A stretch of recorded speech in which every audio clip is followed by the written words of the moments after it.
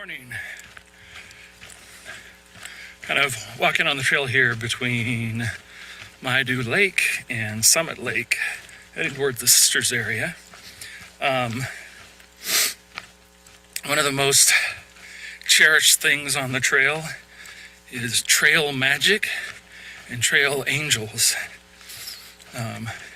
Trail magic is usually when you kind of get to a highway or some kind of a road or something like that. Someone's set up with an ice chest, has all kinds of goodies and sweets, the kinds of things you can't really take on the trail. Usually cold soda, something like that.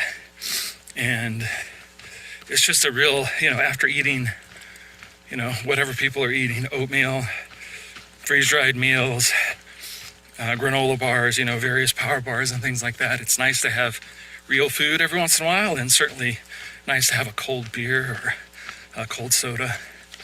And then the trail angels, who usually will pick people up and drop people off from the trail, bring them into town, help them resupply. It's a real service, You're out here, everything you have is on your back. You're mainly worried about where the next water source is.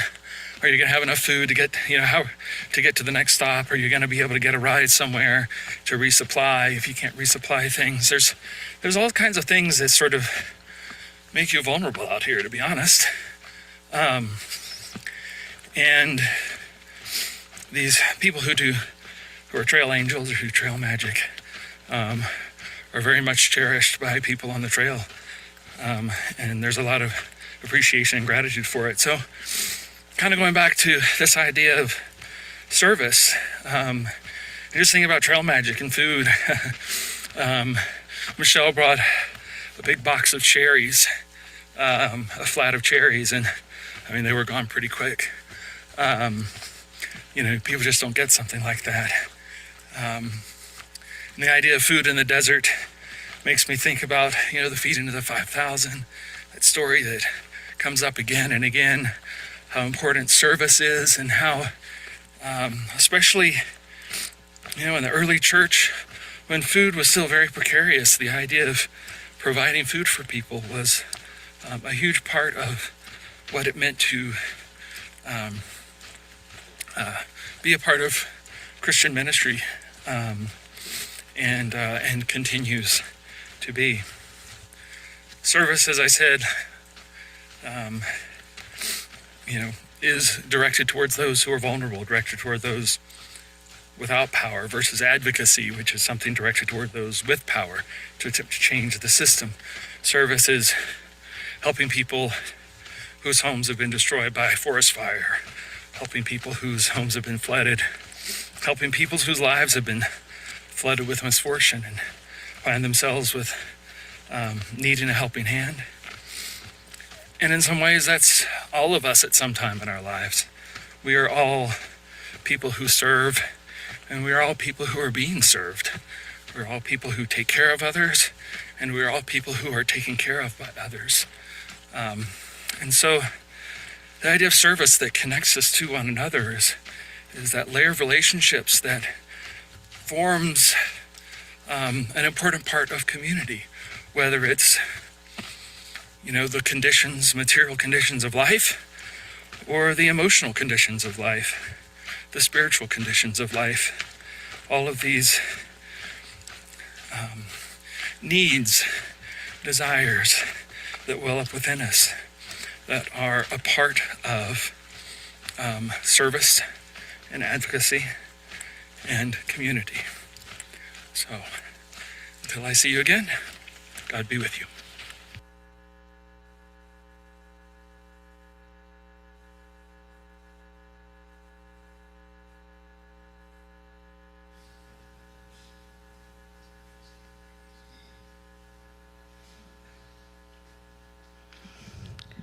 Gee, I thought that was just fine, and we could go on. Good morning, everybody. I'm Sue Meyer. I'm going to be eating this thing.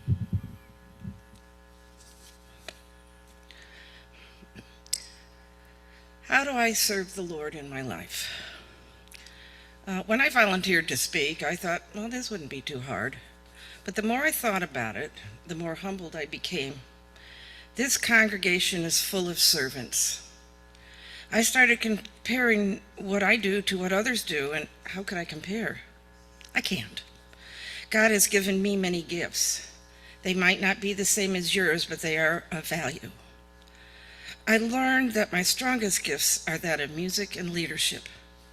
Over the years, I have sung in church choirs and community choirs. I played the accordion and the guitar. God speaks to me through music and has led me to share my music for youth weekends, Walk to Emmaus weekends, and women's retreats, and of course here at MCM as music director and altar call. When our kids were in high school, a weekend youth conference was held at our church. There was a music team with guitars and singers leading us with wonderful, uplifting music, and my heart was filled to overflowing. In my mind, I said, I can do that. Now, at that point in my life, I would rather have blended into the background than be up front. But something had changed. I realized that being with youth and leading music was in my heart and soul. This was where God led me to serve, and for 10.5 years, I led music for youth conferences. I invited youth to join the music team, many of who didn't know Christian music. And through the music, they found that same love and spirit that I had found, and God sharing love through music became an important part of their lives. As many of you know, Rick and my family are affected by the disease of alcoholism and drug addiction. And for many years, I played the victim. When Rick was in outpatient treatment, I received a letter from the clinic. It read, "Dear significant other." Me? I was significant. I mattered. These people reached out to me in love and caring to offer me help. I started to go to Al-Anon meetings after that, and that was in 1985. Al-Anon is a program for people whose lives have been affected by someone's drinking. The people at these meetings shared of themselves their stories of courage, strength, and hope, how their higher power was always there for them, and how I too could find peace and serenity in my life. My life was really very chaotic and out of control. This program is very important to me as I work on my relationship with myself, others, and God. I have been helped so much by Al-Anon that I can't not want to share myself with other people who are going through the same pain and frustrations that I have, to serve others. For 3 years, I was also a part of the Kairos prison ministry. I headed up a team that welcomed and shared God's love with women whose lives had been affected by a family member who was incarcerated. I too had been affected, and found being part of this ministry made me feel like I had a place to belong. I've talked about serving on the Walk to Emmaus, which is a spiritual weekend. Not only have I shared my music, but also shared myself in other areas by giving talks, being a table leader, working the kitchen team, participating in the prayer vigil.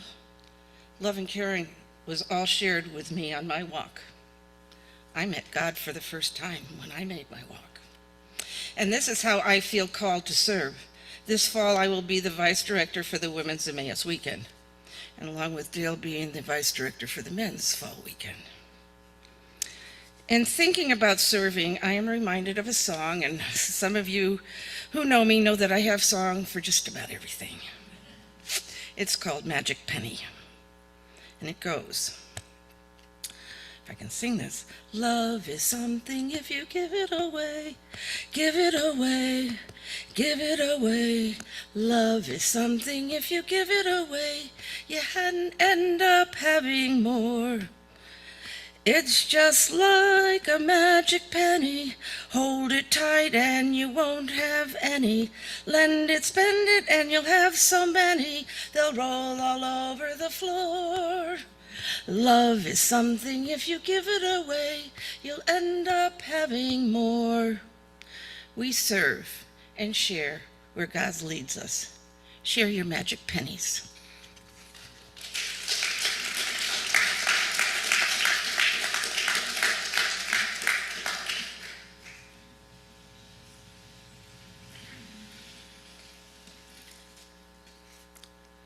I'm not going to sing like Sue did.